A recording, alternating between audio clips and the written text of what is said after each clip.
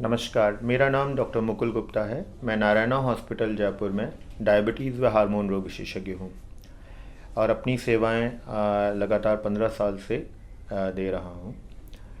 आज हम आपको डायबिटीज़ फुट के बारे में जानकारी देंगे।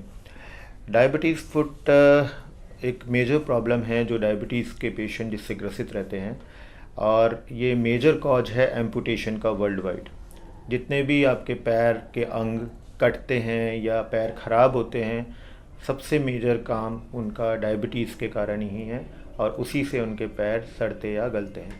तो इससे कैसे बचाव किया जाए, इसको कैसे मैनेज किया जाए, क्या क्या चीज़ें हमें ध्यान रखनी है, ये हम आज डिस्कस करते हैं। डायबिटीज़ फुट के रिस्क फैक्टर क्या होते हैं? डायबिटीज इटसेल्फ उसका रिस्क है। डायबिटीज पैरों की नसों में अफेक्ट कर देता है, पैरों की धमनियों में अफेक्ट कर देता है, पैरों की मांसपेशियां और हड्डियों को अफेक्ट करता है। और साथ में जो लोग स्मोकिंग करते हैं, अल्कोहल करते हैं, उनमें ये ज़्यादा असर होता है। कुछ लोगों की शुगर्स अनकंट्रोल रहती है, उन केसेस में ये कॉम्प्लिकेशंस जो नसों में असर है, धमनियों में असर है, ये बढ़ जाते हैं और उनको जल्दी से फुट की प्रॉब्लम्स हो सकती हैं। अब फुट की प्रॉब्लम ये होती कैसे है? जब शुगर मात्रा ज़्यादा हो जाती है शरीर में तो नसों पे अफेक्ट करती है। नसों में जब इसको अफेक्ट करती है तो लोगों में सेंसेशन ख़त्म हो जाते हैं। जब पैर में सेंसेशन नहीं रहेंगे तो पैरों में पता नहीं चलेगा ठंडे गर्म का, पैर में पता नहीं चलेगा कि आपके नीचे क्या चीज़ है, कांटा है या नॉर्मल गद्दे पे आप चल रहे हो। तो इस चक्कर में कई लोगों को पैरों में घाव हो जाते हैं जो कि नासूर बन जाते हैं, और शुगर जिनको होती है वो ठीक नहीं होते, और ये अल्टीमेटली धीरे धीरे पैर को गला देते हैं और पैर काटने की नौबत तक आ जाती है। इसी तरीके से जब शुगर होती है तो धमनियों में इफेक्ट करती है, धीरे धीरे धमनियों को ब्लॉक करती जाती है। जैसे हार्ट की धमनियों को ब्लॉक करेगी तो हार्ट अटैक आता है, ऐसे ही पैरों की धमनियों को ब्लॉक करने पे पैरों में ब्लड सर्कुलेशन कम हो जाता है। पैरों में ब्लड सर्कुलेशन कम हो जाएगा तो धीरे धीरे पैर काले पड़ने लग जाते हैं, गैंग्रीन बढ़ने लग जाता है और अपने आप ही पैरों से उंगलियां झड़ने लग जाती हैं, जिसको ऑटो एम्पुटेशन कहते हैं। इस तरीके से भी डायबिटीज़ असर करती है पैरों पे। तीसरा है बायोमैकेनिकल डिफॉर्मिटीज़। मांसपेशी डायबिटीज़ के मरीज़ की कमज़ोर हो जाती है, हड्डियाँ डायबिटीज़ के मरीज़ की कमज़ोर हो जाती हैं, खोखली हो जाती हैं, अच्छे से वो बैलेंस नहीं कर पाता, ज़्यादा चोट लगने के चांसेस रहते हैं। और जब सेंसेशन नहीं होंगे, धमनियाँ अच्छे से वर्क नहीं करेंगी, चोट लगने के चांस ज़्यादा होते हैं, तो घाव जल्दी बन जाते हैं। तो डायबिटीज फुट को कंट्रोल कैसे करा जाए? तो सबसे पहले तो आप अपने खान पान पे ध्यान दें। स्मोकिंग बंद रखनी है। अगर जो लोग ज़्यादा स्मोक करते हैं, अगर हम इसका इलाज भी करेंगे तो भी कुछ नहीं होने वाला जब तक कि स्मोकिंग बंद नहीं होती। अल्कोहल लेना बंद करें क्योंकि अल्कोहल डायरेक्ट नसों पे असर डालती है। तो प्रॉपर नींद लेना चालू करें। सबसे इम्पॉर्टेंट चीज़ है शुगर कंट्रोल करना और ग्लाइसेमिक कंट्रोल। जिन लोगों के डायबिटीज़ कंट्रोल नहीं है उनमें ज़्यादा असर होता है। तो शुगर कंट्रोल का जो क्राइटेरिया है, भूखे पेट शुगर, जिन पेशेंट की एटलीस्ट उसको 90 से 110 रखें। खाने के बाद वाली शुगर 150 के अपनी नीचे रखें। HbA1c जो 3 महीने का शुगर बताता है उसको 6.5 से नीचे रखें।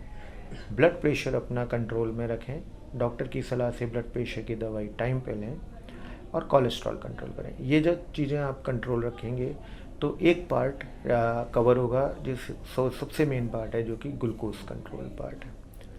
इसके अलावा पैरों में शुगर की वजह से इन्फेक्शन हो जाता है, तो इन्फेक्शन को कम करने के लिए हमें एंटीबायोटिक की ज़रूरत पड़ती है जो कि डायबिटीज़ फुट वुंड में दिया जाता है।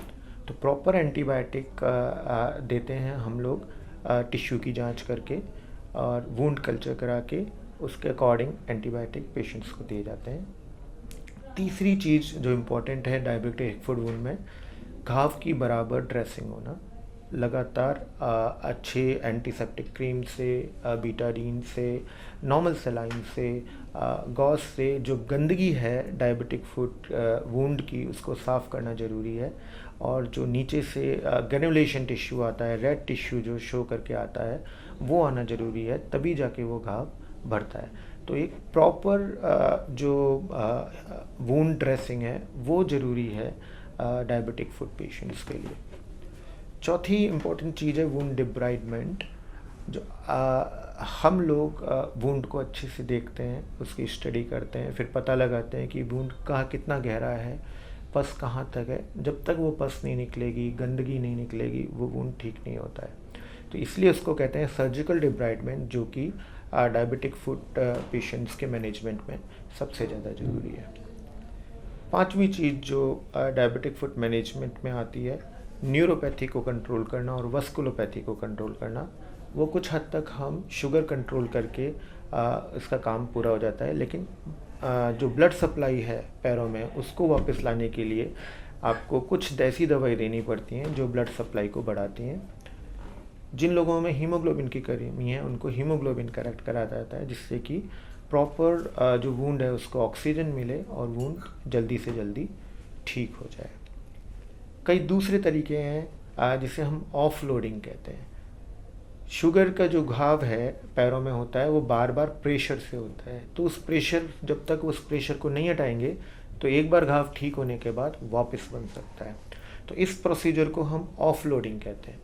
तो ऑफ लोडिंग में हम ऐसी तकनीक यूज करते हैं, जैसे डायबिटीज़ के शूज़ अलग से बनाते हैं, जिनको हम प्रोस्थेटिक एंड ऑर्थोटिक कहते हैं। हम उनके पास भेजते हैं, पेशेंट्स की बायोमैकेनिकल डिफॉर्मिटी का पता लगाते हैं और उसके बाद उनके स्पेशलाइज्ड जूते बनाते हैं, जिससे उनके पैरों में जहाँ प्रेशर पड़ रहा है, जिसकी वजह से घाव हो रहे हैं, कैलसेस हो रहे हैं, वो परमानेंटली ठीक हो जाए उसको पहनने से।